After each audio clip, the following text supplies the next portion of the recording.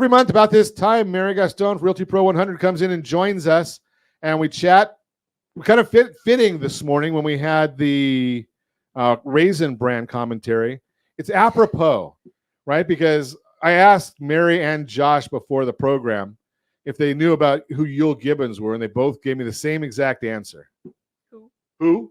Right? And they were doing their owl impression, showing that I am old, and that's why they're the millennials. So we're going to talk about these issues. And there's a lot going on here that we want to chat about within this new report. But before we get to the report, there's a lot of noise going on right now in real estate.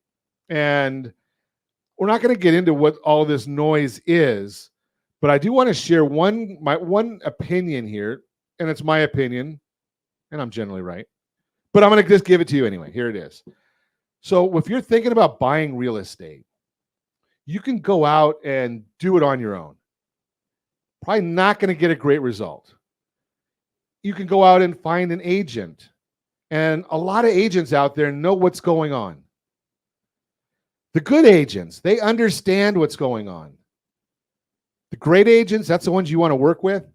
They can actually explain what's going on in this marketplace from all different areas because they're doing it every day. They're working with firms that understand what's going on, and they're able to help you understand what's going on in a marketplace that, quite honestly, can be pretty confusing. So, don't just go to somebody that you found on a dartboard, right? You want to know somebody that's really going and doing in the business, understanding what's going on. And we're going to go through a whole set of reports that we get every single month. Actually, some of us look at these every single week, various items in here. But Mary and I chat about this one report every single month, and we just go through a lot of it and see what the old man's perspective is and what the millennial perspective is. Let's get started. Sean Dobson, CEO Amherst. I'd say whatever our forecast is, it was wider range of error than normally there would have been. We're just at a point in the housing market to where I don't think anyone really knows what to tell you. But we can't ignore inventory remains down over 40% since pre-pandemic numbers. You seeing anything different than that? No. We had a guest on yesterday, and she shared something that we've talked about at this office many times. 1,620 homes in Orange County available for sale. Sounds about right. And the norm is about 6,000. Yeah.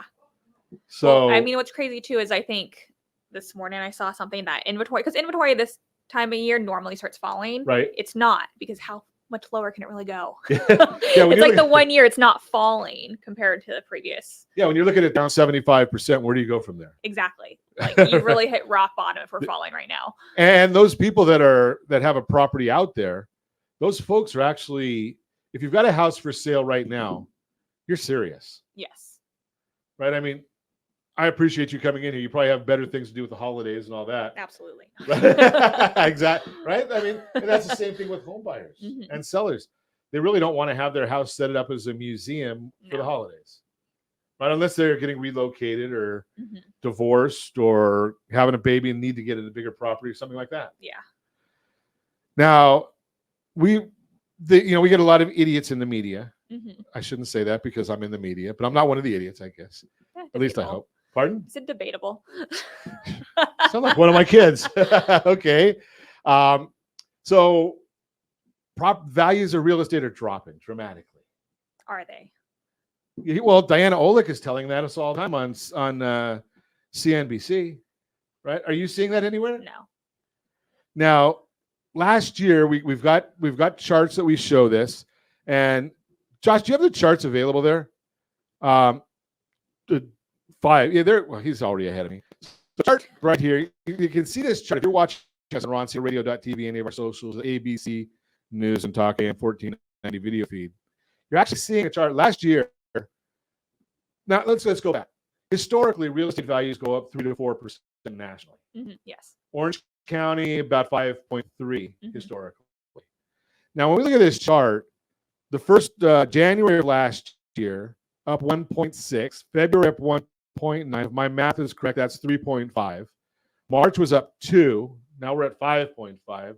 So by March, we were up at more than the whole year should have been combined. A little hotter than normal at the beginning of the year.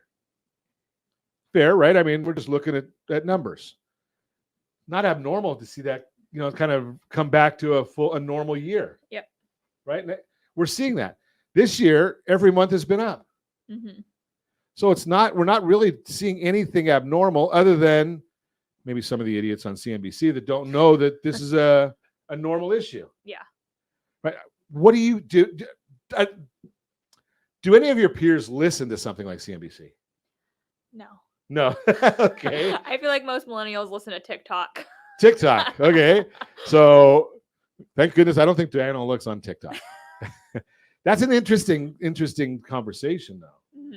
So where are they going to go if some of the Congress people get their way and TikTok gets banned? Instagram. Back to Instagram? Yeah. Have they all left Instagram? No. Okay, so there's still some of them there. Yeah. So the parents haven't caught up with that yet. Mm-mm.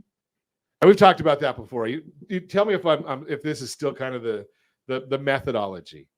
So young people were on MySpace. Yes. Parents went to MySpace. Young people left. Did the parents ever go to MySpace? I think some of them tried to. Oh, okay. Maybe that's why the whole thing died, right? So the young people then went to Facebook. Yes. Parents found them. Yep. Kids left. Yep. They went to Instagram. Yep. So Facebook bought Instagram. Yep. Right? The kids seem to just be one step ahead of the parents all the time. Yeah. Right? So now they're but at the parents TikTok. haven't figured out TikTok yet. Well, you know something? I go on there every once in a while, and I don't ever see any news. Oh, see, but it's all like your custom page. That's all that's on my page is like housing updates and realtors and this and that and really, yeah, and news clips and. So obviously, I figured out how to get on there, just not how to use it. Yeah, I don't watch the news, but I get information from TikTok like that of like what's being said and circulated. So then the question becomes, what you're seeing on TikTok, TikTok. Maybe that's why we can't find it. Yeah, you guys can't can't say it. The stuff that you're seeing on TikTok, do you find it to be accurate? Some, yes. Okay. I think there's some like good experts with good information on there trying to break it down. Okay. So that's good to know at least. Mm-hmm. I mean, all I see is I watch what's the guy that has the ventriloquist? He's on there all the time. I see comedy on there. I get a lot of comedy too. Okay, so comedy real estate news. What's that say about us? Okay, so at least maybe there's some decent stuff there.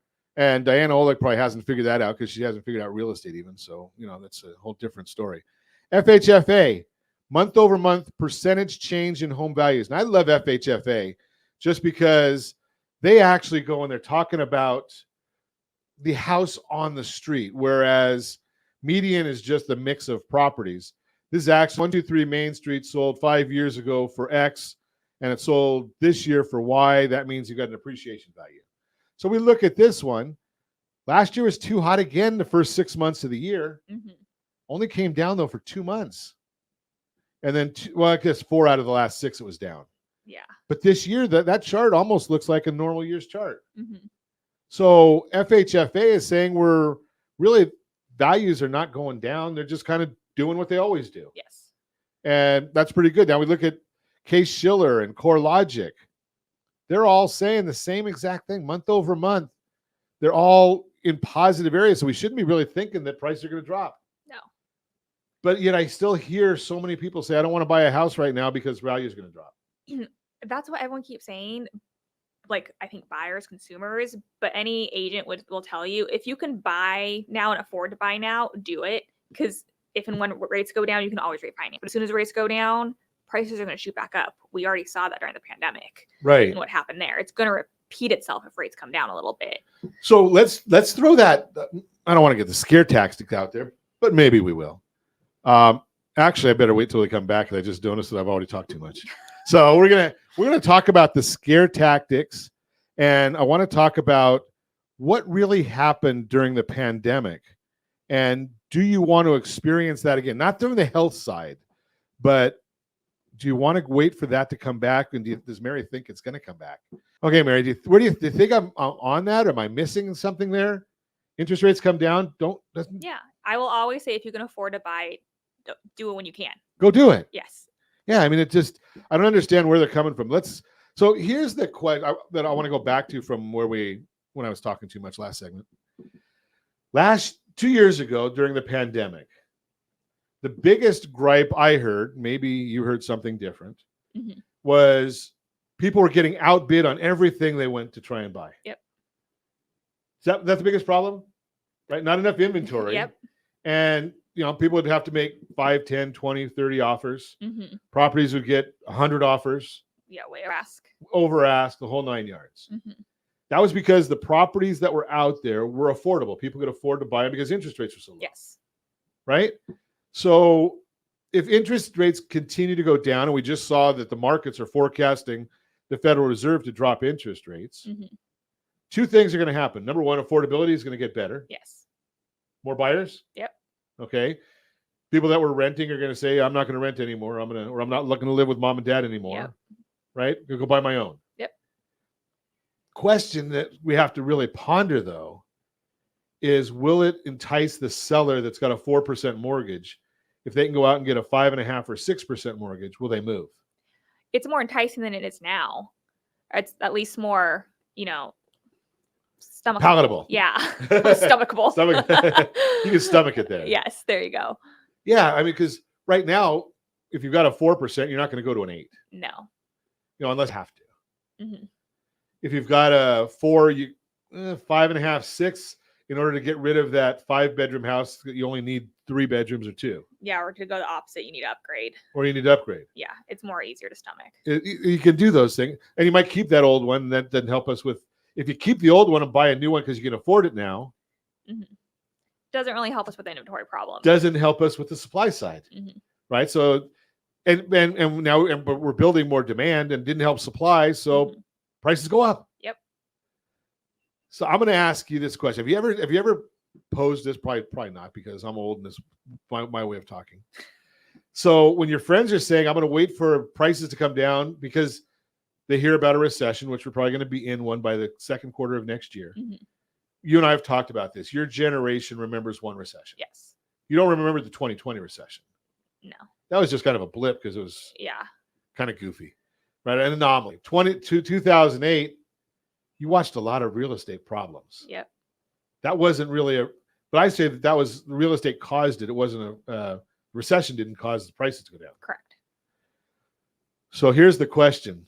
I throw this out all the time. What's going to be the catalyst that millennials or others see for real estate values to drop? Personally, I don't see it. But what about your friends, peers? They don't have anything to back it up, though. They're just saying they're waiting, but there's nothing to back it up that's going to cause it to drop. And that's the whole issue. So it's kind of a misconception. Yes. How do we educate people? I guess we have to do more TikToks. Apparently. Right, to say, Get hey, on it, Ron. Yeah, just that's a video thing, though. I don't think anyone wants to see my face on TikTok. Right? That's right. That's why you say you do radio. That's right. I got a face for radio. Okay, let's take a look and see what Case-Shiller home price movement, August 2023. Yes, we know that we're in November, but Case-Shiller always gives us the older information. August 2023, I'm looking at their chart for month over month percentage appreciation in the top 20 cities. I don't see any red on that chart. No. Right? Top 20 cities, every one of them is up. There's only one that's not, and it's Cleveland. It's flat.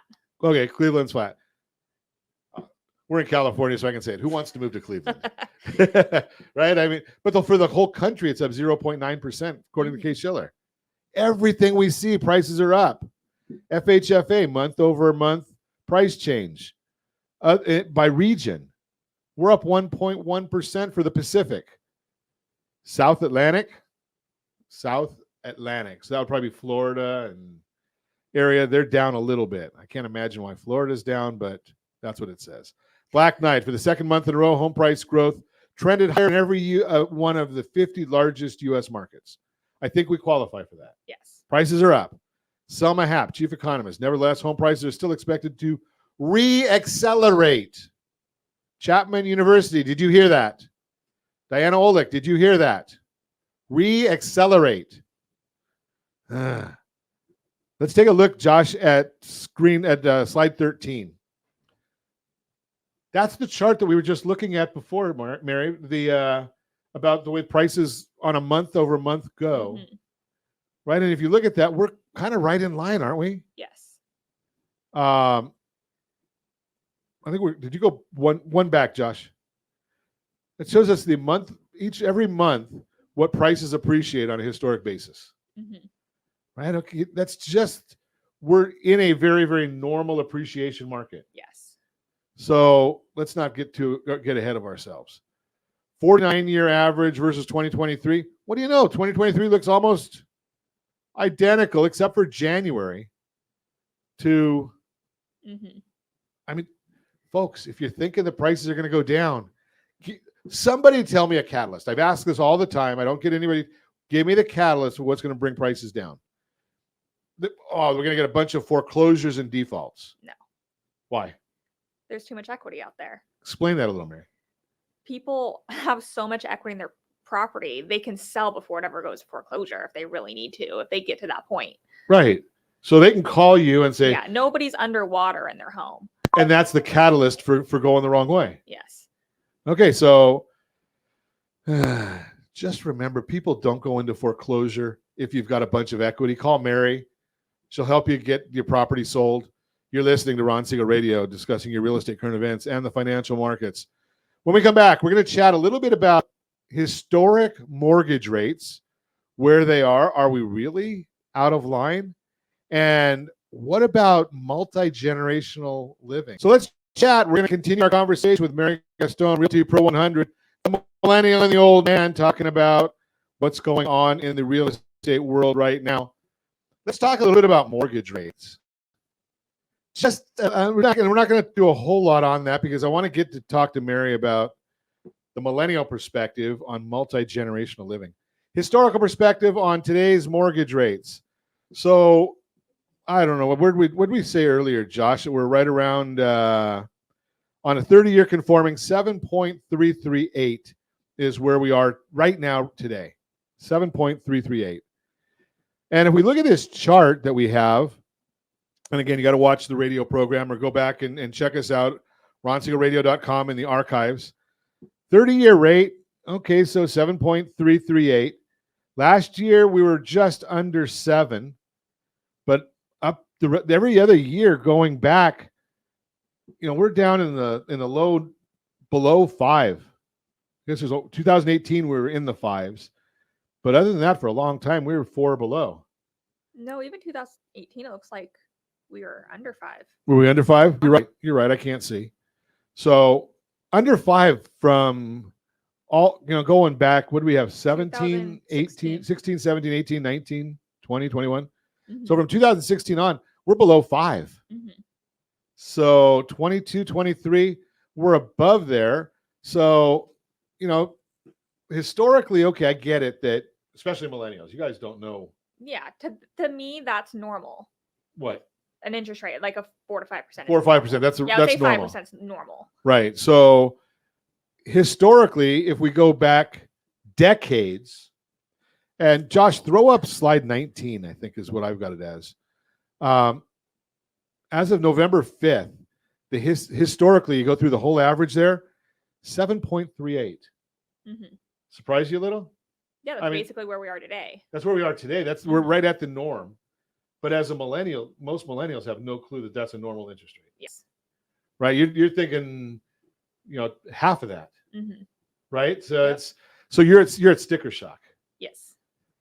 Is there any way of educating beyond that, or is it just, hey, you can tell me that inflation is down, but I don't feel it at the grocery store. Mm-hmm. You can tell me interest rates normally are at 7. I don't feel it. I don't see it, mm-hmm. because this is my point of view. Yes. Is that where?